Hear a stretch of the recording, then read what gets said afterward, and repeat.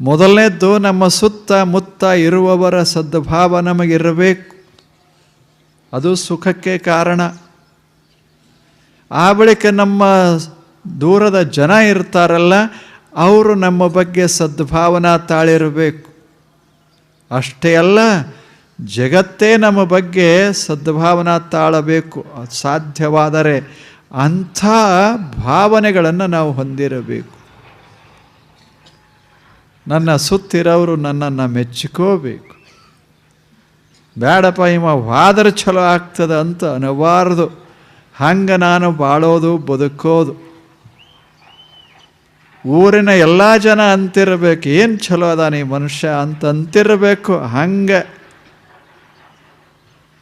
ತಾಯಿ, ತಂದೆ ಮತ್ತು ಗುರುಗಳು, ಮನೆಯವರು, ಸಮಾಜ ಮತ್ತು